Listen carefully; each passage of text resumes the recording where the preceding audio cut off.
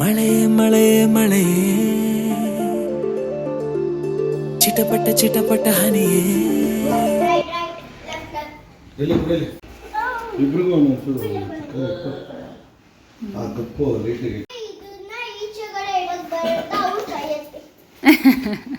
ಕೈ ಬೇರೆ ಎತ್ತುತ್ತಾರೆ.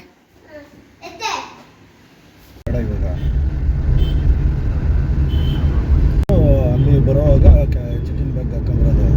Nice it is ಅಲ್ಲ. Yes, ಉಳ್ಕೊಳ್ಳೋಕ್ಕೆ ಬೇಕು. I like it. You like ಅವ್ರು ಇಟ್? ತಗೊಂತಾರೆ, ಅವರು open Who also likes it? ಮಾಡ್ಕೊತೀವಿ. Yeah.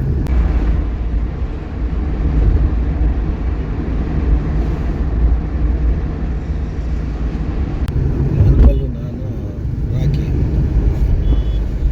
ಆತ್ಮ ನಮಸ್ತೆ. ನಿಮ್ಗೆ ಈಗಾಗಲೇ ನನ್ನ ತಮ್ನೇಲ್ ನೋಡಿ ಗೊತ್ತಾಗಿರುತ್ತೆ. ಎಸ್, ಹೌದು, ಇದು ನಮ್ಮ ಮೊದಲನೇ ಇಂಟರ್ನ್ಯಾಷನಲ್ ಟ್ರಿಪ್ ಆಗಿತ್ತು. ಅದು ಒಂದು ಸುಂದರ ದೇಶ ಮಲೇಷಿಯಾಗೆ. ಅಂಡ್ ನಮ್ಮನೆಗಳಲ್ಲಿ ಈ ರೀತಿ ಹೊರಗಡೆ ಹೋಗ್ಬೇಕಾದ್ರೆ ಹಣೆಗೆ ಕಪ್ಪಿಟ್ಟು ಕಳ್ಸೋದು ಒಂದು ರೀತಿ ಪದ್ಧತಿ. ಅಂಡ್ ಕೆಲವೊಬ್ರಿಗೆ ಇದು ತುಂಬಾ ಡಿಫ್ರೆಂಟ್ ಅಂತ ಅನ್ನಿಸ್ಬೋದು. ಹಳೆ ಕಾಲದಲ್ಲಿ ಏನು ಪದ್ಧತಿಗಳು ನಡೀತಾ ಇತ್ತು, ನಮ್ಮ ಮನೆಯಲ್ಲಿ ಅಲ್ಪ ಸ್ವಲ್ಪ ಮಟ್ಟಿಗೆ ಅದು ನಡ್ಕೊಂಡು ಬಂದಿದೆ. ಈ ಟ್ರಿಪ್ ನಮ್ಗೆ ತುಂಬಾ ಎಮೋಷನಲ್ ಮತ್ತೆ ಸ್ಪೆಷಲ್ ಕೂಡ ಹೌದು. ಇವತ್ತು ನಾನಂತೂ ತುಂಬಾನೇ ಎಕ್ಸೈಟೆಡ್ ಆಗಿದ್ದೀನಿ. ನಮ್ಮ ಟ್ರಾವೆಲ್ ಡಾಕ್ಯುಮೆಂಟ್ಸು, ಪಾಸ್ಪೋರ್ಟು, ವೀಸಾ ಎಲ್ಲ ರೆಡಿ ಆಗಿದೆ. ವೀಸಾ ಅಂತಂದ್ರೆ mandatory digital arrival card fill ಆಗಿರ್ಬೇಕು ಅಷ್ಟೇ. ಅಂಡ್ ಇದ್ರ ಬಗ್ಗೆ ಇನ್ನ ನಿಮ್ಗೆ ಹೆಚ್ಚಿನ ಮಾಹಿತಿಯನ್ನ ಕೊಡ್ತೀನಿ. ಈ ವ್ಲಾಗ್ನ ಎಲ್ಲೂ ಸ್ಕಿಪ್ ಮಾಡ್ತೀರಾ, ಪೂರ್ತಿಯಾಗಿ ವಾಚ್ ಮಾಡಿ. ಬನ್ನಿ, ಈ ಅದ್ಭುತ ಪ್ರಯಾಣವನ್ನ ನಿಮ್ ಜೊತೆ ಹಂಚ್ಕೊಳ್ತೀನಿ. ನಾವು ಯೂಶಲಿ ಯಾವಾಗ್ಲೂ ಟರ್ಮಿನಲ್ 1 ಹೋಗ್ತಾ ಇದ್ದವರು, ಇದೇ ಫಸ್ಟ್ ಟೈಮು ಟರ್ಮಿನಲ್ 2 ಹೋಗ್ತಾ ಇರೋದು. ಒಂಥರ ಎಕ್ಸೈಟ್ಮೆಂಟು, ಖುಷಿ ಎಲ್ಲಾನು ಇದೆ. ಫಸ್ಟ್ ಟೈಮ್ ನಾವು ಇಂಡಿಯಾನ ಬಿಟ್ಟು ಹೊರಗಡೆ ಕಾಲಿಡ್ತಾ ಇರೋದು. ಟರ್ಮಿನಲ್ 2 ಇಂಟರ್ನ್ಯಾಷನಲ್ ಡಿಪಾರ್ಚರ್ಸ್ ಮಾತ್ರ. ಸೊ ಹಾಗಾಗಿ ನಾವು ಟರ್ಮಿನಲ್ 2 ಕಡೆಗೆ ಟರ್ನ್ ಏನೋ ತಗೊಂಡ್ವಿ. ಇನ್ನು ನಾವು ಮನೆ ಬಿಟ್ಟಾಗ ಆಲ್ಮೋಸ್ಟ್ ಸಂಜೆ 6:45 ಆಗಿತ್ತು. ಇನ್ನು ನಮಗೆ ಇಲ್ಲಿ ಫ್ಲೈಟ್ ಇದ್ದಿದ್ದು ರಾತ್ರಿ 11:30. ಇದು ಇಂಟರ್ನ್ಯಾಷನಲ್ ಡಿಪಾರ್ಚರ್ ಆಗಿರೋದ್ರಿಂದ ಒಂದು ಸ್ವಲ್ಪ ಬೇಗನೆ ಇರಬೇಕು ಅಂತ ಹೇಳಿ ಬೇಗನೆ ಬಂದ್ವಿ. ಅಲ್ಲ, ಆ ಕಡೆ ನೋಡಿ ಎಷ್ಟು ಚೆನ್ನಾಗಿದೆ ಲೈಟಿಂಗ್ಸ್ ಎಲ್ಲ. ಇನ್ನೇನು ಇವಾಗ ಏರ್ಪೋರ್ಟಿಗೆ ರೀಚ್ ನಾವು ಏರ್ಪೋರ್ಟ್ ರೀಚ್ ಆಗೋದಕ್ಕೆ ಆಲ್ಮೋಸ್ಟ್ 1.25 ಗಂಟೆ ಹಿಡಿತು. ಸ್ವಲ್ಪ ಟ್ರಾಫಿಕ್ ಕೂಡ ಲೈಟ್ ಆಗಿತ್ತು. ಆ್ಯಂಡ್ ಈಗ ಏರ್ಪೋರ್ಟ್ಗೆ ಎಂಟ್ರಿ ಕೂಡ ಆದ್ವಿ.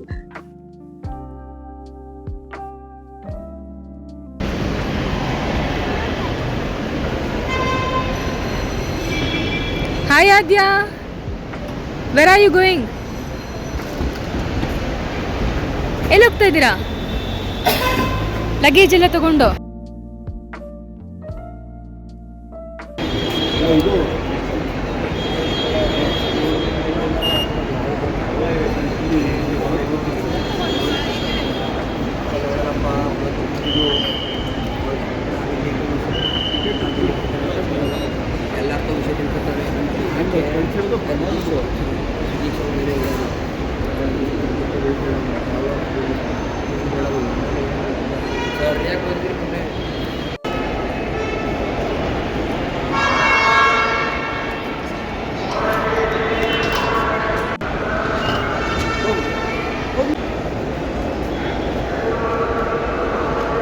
ಇಟ್ಕೋ, ಹಿಂಗೆ ಆದ್ಯ ಬರೋದನ್ನ ನೋಡು. ಆದ್ಯ ಬರೋದನ್ನ ಇಟ್ಕೋ.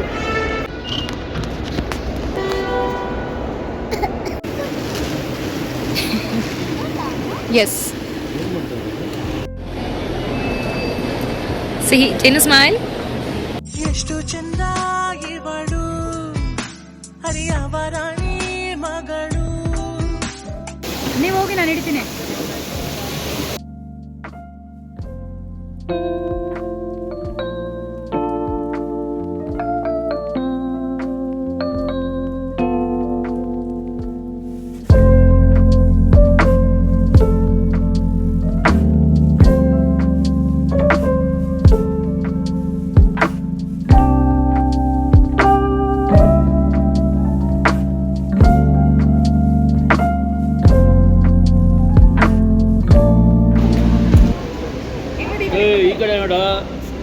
ಈ ಕಡೆ ನೋಡು. ಪ್ಯಾಸೆಂಜರೇ ಇಲ್ಲ ಹಿಂದೆ. ಇಲ್ಲೋಡು, ತಿರ್ಗಿಸ್ತೀವಿ. ಒಬ್ರಿಂದ ಹೋಗಿ Santa class. It's not real. ಯಾವುದ್ರ ಮೇಲೆ? ಸ್ಯಾಂಟಾ ಕ್ಲಾಸ್ ಇದ್ರ ಮೇಲೆ ಕಾರಿಟ್ಟಲ್ಲ.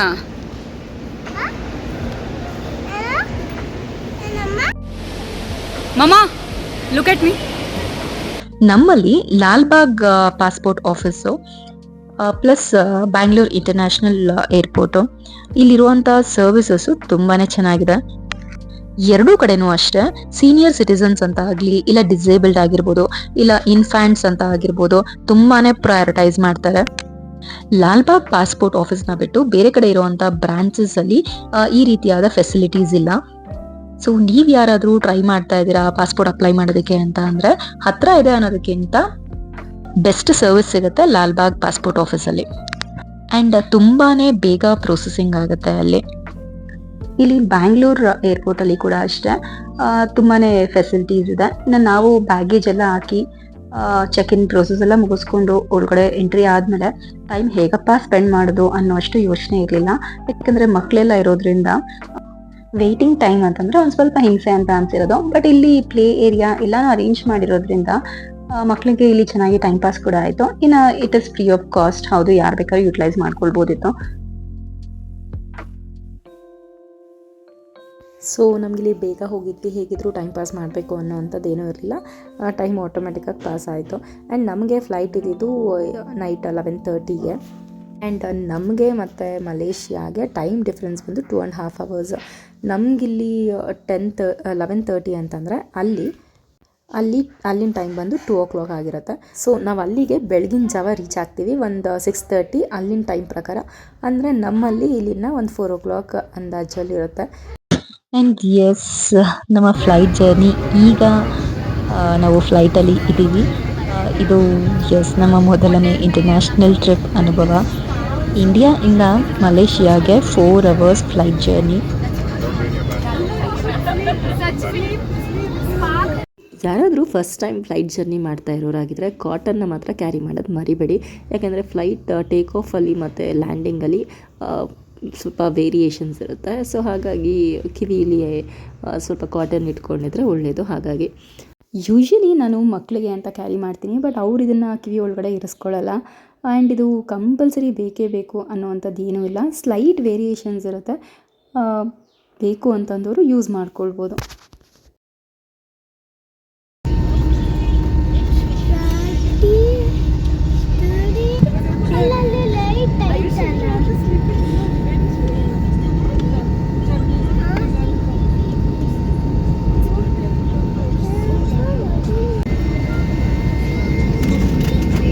ನಾನು ತೆಗಿತೀನಿ ಕೊಡು. ಹೋಗ್ತಾ ಇರ್ತಾರೆ.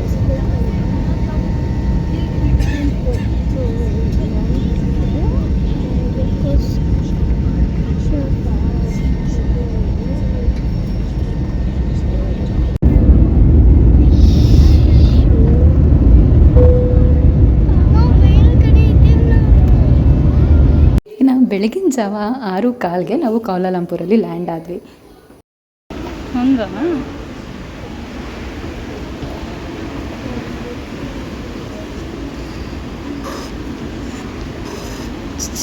ನಮಗೆ ಅಲ್ಲಿ ಕೌಲಾಲಂಪುರಲ್ಲಿ ಇಳಿದು ಮತ್ತೆ ಇನ್ನೊಂದು ಫ್ಲೈಟ್ನ ಕ್ಯಾಚ್ ಮಾಡಬೇಕಿತ್ತು ಪನಾಂಗ್ಗೆ. ಇಲ್ಲಿ ಫ್ಲೈಟಿಂದ ಇಳಿದು ಒಂದು 10 minutes ಆದರೂ ವಾಕ್ ಮಾಡಬೇಕು ಬ್ಯಾಗೇಜ್ ಕೌಂಟರ್ಗೆ ಆ್ಯಂಡ್ ಇಮಿಗ್ರೇಷನ್ಗೆ. ಸೊ ಇಮಿಗ್ರೇಷನಲ್ಲಂತೂ ಸಿಕ್ಕಾಪಟ್ಟೆ ಜನ ಇದ್ದರು, ಯಾಕಂದರೆ ಪ್ರತಿಯೊಂದು ಎಕ್ಸ್ಚೇಂಜು ಇಲ್ಲೇ ಆಗುತ್ತೆ. ಸೊ ಹಾಗಾಗಿ ನಾವು ಮಕ್ಕಳನ್ನ ಎತ್ಕೊಂಡಿದ್ವಿ ಅನ್ನೋ ರೀಸನ್ಗೆ ಸಪ್ರೇಟ್ ಕೌಂಟರಲ್ಲಿ ಇಮಿಗ್ರೇಷನ್ ಎಂಟ್ರಿ ಆಯಿತು. ಇನ್ನು ಪಾಸ್ಪೋರ್ಟ್ ಮಾಡಿಸಿದ ಇಷ್ಟು ದಿನಕ್ಕೆ ಪಾಸ್ಪೋರ್ಟ್ ರಿನ್ಯೂವಲ್ ಆದಮೇಲೆ ಬಿದ್ದಂಥ ಫಸ್ಟ್ ಸೀಲ್ ಇದು ನನ್ನ ಪಾಸ್ಪೋರ್ಟಲ್ಲಿ. ಇನ್ನು ಅಲ್ಲಿಂದ ಬ್ಯಾಗೇಜ್ನ ಕ್ಲೈಮ್ ಮಾಡಿಕೊಂಡು ಲೈಟಾಗಿ ಬ್ರೇಕ್ಫಾಸ್ಟ್ ಏನೋ ಮುಗಿಸ್ಕೊಂಡ್ವಿ. ಒಂದು mushroom burger, French fries, Coke, ಈ ರೀತಿಯಾಗಿ ಬ್ರೇಕ್ಫಾಸ್ಟ್ ಕಂಪ್ಲೀಟ್ ಆಯಿತು ಫಸ್ಟ್ ಡೇ ಇನ್ನು ಕೌಲಾಲಂಪುರ. ಸೊ ಈಗ ಇಲ್ಲಿಂದ ನೆಕ್ಸ್ಟ್ ಫ್ಲೈಟ್ನ ಕ್ಯಾಚ್ ಮಾಡಿದ್ವಿ. ಇಲ್ಲಿಂದ ಏನಿಲ್ಲ ಅಂದರೂ 1 hour ಜರ್ನಿ ಪನಾಂಗ್ಗೆ.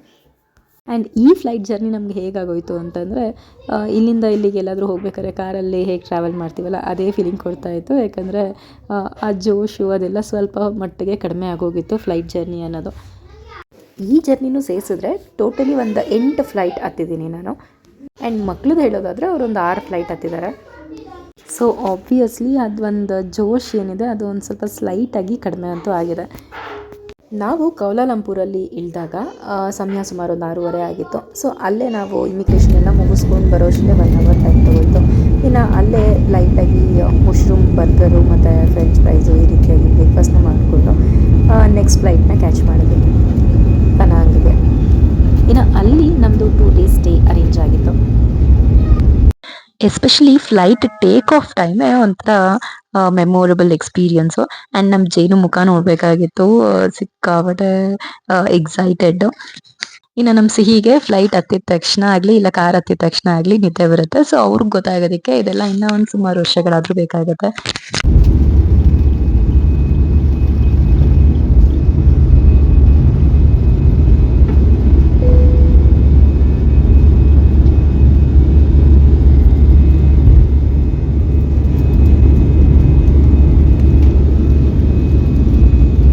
ಮತ್ತೆ ಈ ಸತಿ ಹೋಗಿದ್ದೀನಲ್ಲ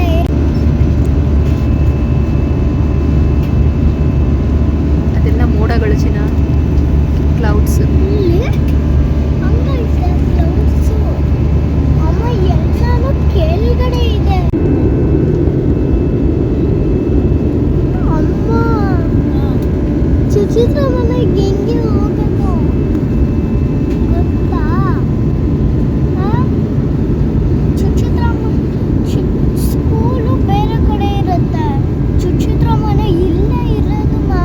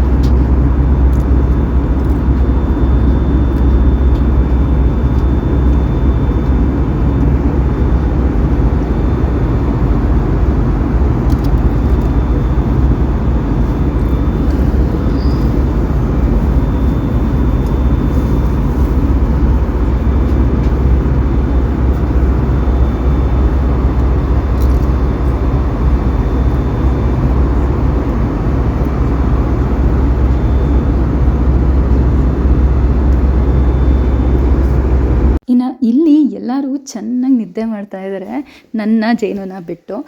ನಮ್ಮ ಜೇನು ಅವರು ಇಂಡಿಯನ್ ಫುಡ್ಡಿಗೆ ಅಡ್ಜಸ್ಟ್ ಆಗಿ ಬರ್ಗರು ಇಷ್ಟ ಆಗಲಿಲ್ಲ ಪಾಪ ಅವ್ರಿಗೆ. ಸೊ ಹಾಗಾಗಿ ಬರೀ ಚಿಪ್ಸ್ನ ಕೊಡಿಸ್ಕೊಂಡಿದ್ರು, ಅದನ್ನೇ ತಿಂತಾ ಇದ್ದಾರೆ. ಆ್ಯಂಡ್ ಬೇರೆ ಫ್ಲೈಟ್ ಕ್ಯಾಚ್ ಮಾಡಬೇಕು ಅನ್ನೋದು ಮುಂಚೆನೇ ಗೊತ್ತಿದ್ದರಿಂದ ಬ್ರಷು, ಟೂತ್ಪೇಸ್ಟು ಮತ್ತು ಫೇಸ್ ವಾಶು ಎಲ್ಲನೂ ನಾವು ಕ್ಯಾರಿ ಲಗೇಜಲ್ಲೇ ಪ್ಯಾಕ್ ಮಾಡ್ಕೊಂಡಿದ್ವಿ, ಏರ್ಪೋರ್ಟಲ್ಲೇ ಫ್ರೆಶ್ ಅಪ್ ಆಗೋಣ ಅಂತ. But for the first time ಯಾವ ಫ್ರೆಶ್ ಅಪ್ ಆಗೋದಕ್ಕೂ ಟೈಮ್ ಸಿಗಲಿಲ್ಲ, ಯಾಕೆಂದರೆ ಅಲ್ಲೇ ಪ್ರೊಸೀಜರ್ಸ್ ಜಾಸ್ತಿ ಇತ್ತು. ಇನ್ನು ನಾವು ಪಾರ್ಸಲ್ ಎಲ್ಲ ಏನಿದೆ ಅದು ತೊಗೊಂಡು ಫ್ಲೈಟಲ್ಲೇ ಬ್ರೇಕ್ಫಾಸ್ಟ್ ಮಾಡ್ಕೊಳ್ಬೋದು ಅಂತ ತೊಗೊಂಡು ಬಂದ್ವಿ. ಸೊ ಫೈನಲಿ ಪೆನಾಂಗಲ್ಲಿ ಲ್ಯಾಂಡ್ ಆದ್ವಿ. ಇನ್ನು ಮುಂಚೆನೇ ನಾವು ವ್ಯಾನ್ ಬುಕ್ ಮಾಡ್ಕೊಂಡಿದ್ವಿ ಇಲ್ಲಿ ಓಡಾಡೋದಕ್ಕೆ 1 ವಾರಕ್ಕೆ ಅಂತ. ಸೊ ಹಾಗಾಗಿ ಗಾಡಿ ಬಂದು ಕಾಯ್ತಾ ಇತ್ತು ಏರ್ಪೋರ್ಟಲ್ಲಿ. ಸೊ ಈಗ ಇದೇ ಗಾಡೀಲಿ ನಮ್ಮ ನೆಕ್ಸ್ಟ್ ಜರ್ನಿ ಕಂಟಿನ್ಯೂ ಆಗ್ತಾ ಇದೆ.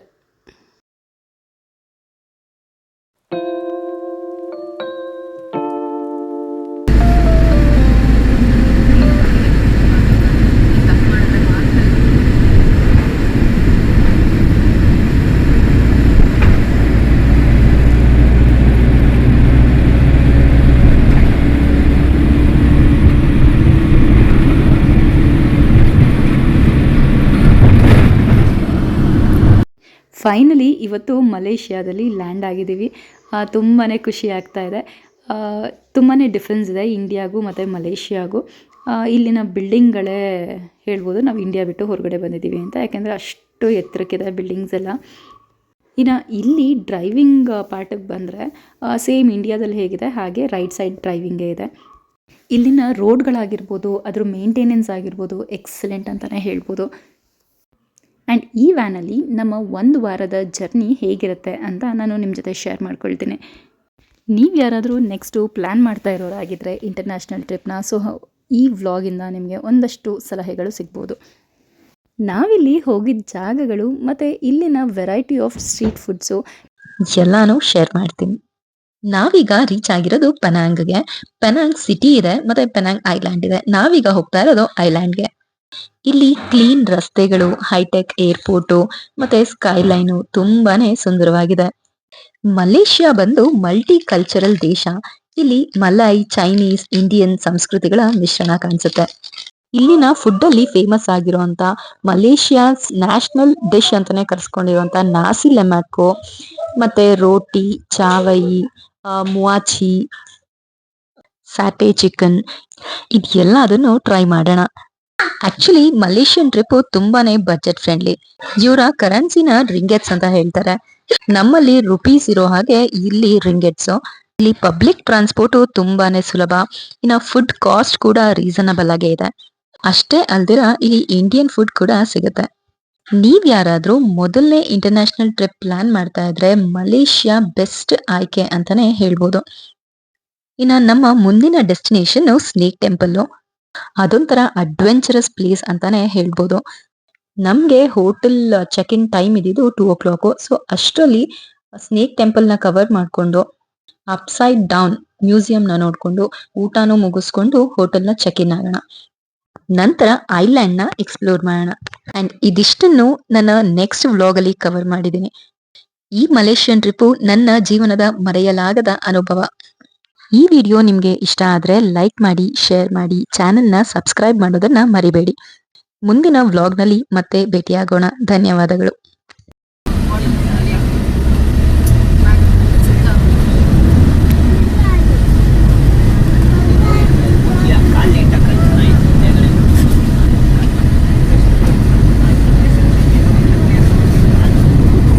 ಈ ಸೀಟ್ ಬೆಸ್ಟು, ಫುಲ್ಲು ಉದ್ದ ಕಾಲು ಇಟ್ಕೊಂಡು ಈ ಸೀಟ್.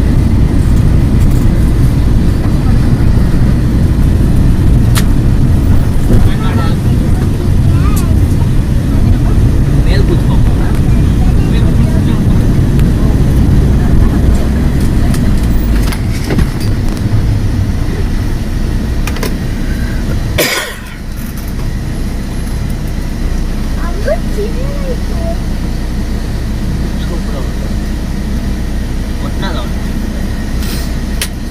ಅಮ್ಮ ಚಿನ್ನೈತೆ.